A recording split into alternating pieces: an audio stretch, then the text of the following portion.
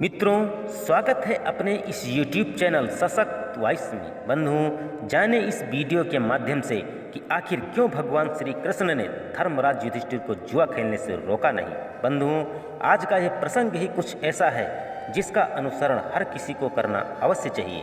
बंधुओं, आइए जानते हैं कि क्यों भगवान श्री कृष्ण ने पांडवों को जुआ खेलने से रोका नहीं, जबकि कृष्ण पांडव के प्रिय मित्र भी थे। फिर भी चुपचाप ये सब कुछ देखते ही रहे। तब उनके सखा उद्धव कहते हैं, हे कृष्ण, आप पांडव के आत्मीय प्रिय मित्र थे, उन्होंने सदा आप पर ही भरोसा किया है। कृष्ण, आप तो महान ज्ञानी हैं, आप भूत वर्तमान व भविष्य के ज्ञाता हैं, किंतु आपने सच्चे मित्र की जो परिभाषा दी है, क्या आपको नहीं लगता कि आपने उस परिभाषा के अनुसार कार्य नहीं किया? आपने धर्मराज युधिष्ठिर को जुआ खेलने से रोका क्यों नहीं? चलो ठीक है कि आपने उन्हें नहीं रोका, लेकिन आपने भाग्य को भी धर्मराज के पक्ष में नहीं मोड़ा। यदि आप चाहते तो धर्मराज युधिष्ठिर जीत सकते थे। आप कम से कम उन्हें धन, राज्य और यहाँ तक कि खुद को हारने के बाद तो रोक सकते थे। उसके बाद जब उन्होंने अपने भाइयों को दांव पर लगाना शुरू किया, तब तो आप सभा कक्ष में पहुंच सकते थे। आपने वो भी नहीं किया। उसके बाद जब दुर्योधन ने पांडवों को सदैव अच्छी किस्मत वाला बताते हुए द्रौपदी को दांव पर लगाने को प्रेरित किया और जीतने पर हारा हुआ सब कुछ वापस देने का लालच दिया, कम से कम तब तो आप हस्तक्षेप कर ही सकते थे। अपनी दिव्य शक्ति के द्वारा आप पांसे तो धर्मराज के अनुकूल कर सकते थे। इसके स्थान पर आपने तब हस्तक्षेप किया जब द्रौपदी लगभग अपना सील खो रही थी। तब आपने उसे वस्त्र देकर द्रौपदी के सील को बचाया। लेकिन आप पहले क्यों नहीं बचाया? जब उसे एक आदमी घसीटकर भरी सभा में लाता है और इतने सारे लोगों के सामने निर्वस्त्र करने के लिए छोड़ देता है, उस महिला का आपने क्या बचाया?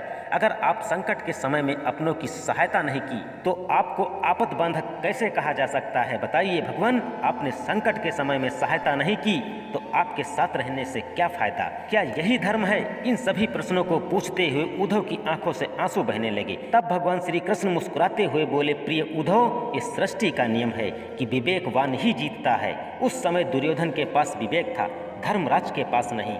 धर्मराज की पराजिता का कारण यही था। उद्धव को हैरान परेशान देखकर कृष्ण जी आगे और बोले, उद्धव, दुर्योधन के पास जुआ खेलने के लिए पैसा और धन तो बहुत था, लेकिन उसे पासों का खेल खेलने का ज्ञान नहीं आता था। इसलिए उसने अपने मामा शकुनी को जुआ के लिए उपयोग किया।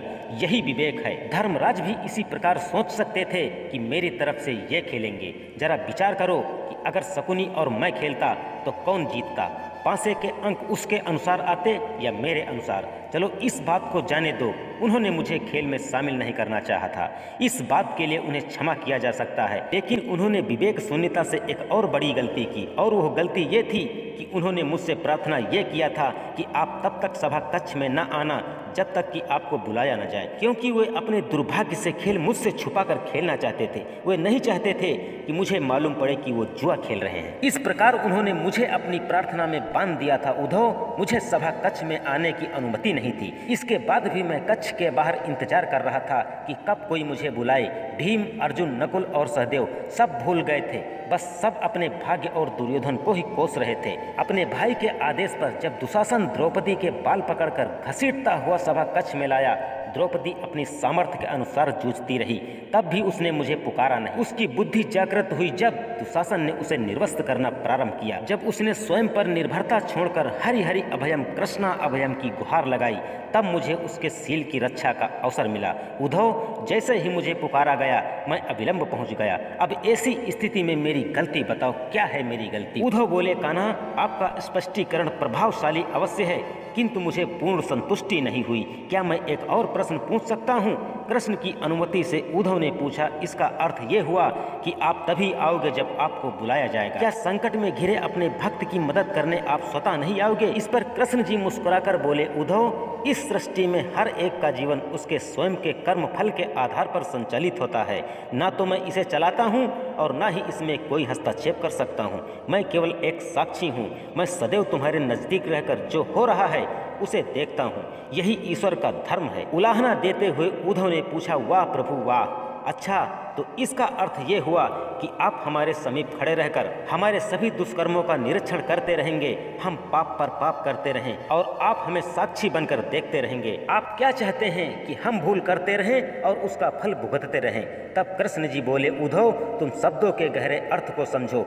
जब तुम अनुभव कर लोगे कि तुम्हारे समीप साक्षी रूप में हर पल हूँ, तो क्या तुम कुछ भी गलत या बुरा कह सकोगे? तुम निश्चित रूप से कुछ भी बुरा नहीं कर सकोगे। जब तुम ये भूल जाते हो और ये समझने लगते हो कि मुझसे छुपकर कुछ भी कर सकते हो, तब ही तुम कठिनाइयों में फंसते हो। धर्मराज की अज्ञानता ये थी कि उसने माना कि वो मेरी जानकारी के बिना जुआ खेल सकता है। अगर उसने ये समझ लिया होता कि मैं प्रत्येक के साथ हर समय साक्षी रूप में उपस्थित रहता हूँ, तो क्या खेल का रूप कुछ और नहीं होता? उद्धव मंत्र मुग्ध हो गए, बोले, प्रभु, मुझसे भूल हो गई है। प्रार्थना और पूजा पाठ से ईश्वर को अपनी मदद के लिए बुलाना तो महज हमारा पर भावना है, किंतु जैसे ही हम यह विश्वास करना शुरू करते हैं कि ईश्वर के बिना पत्ता भी नहीं हिलता, तब हमें साक्षी रूप में उनकी उपस्थिति महसूस होने लगती है। गड़बड़ तब होता है जब हम इसे भूलकर सांसारिकता में डूब जाते हैं। मित्रों,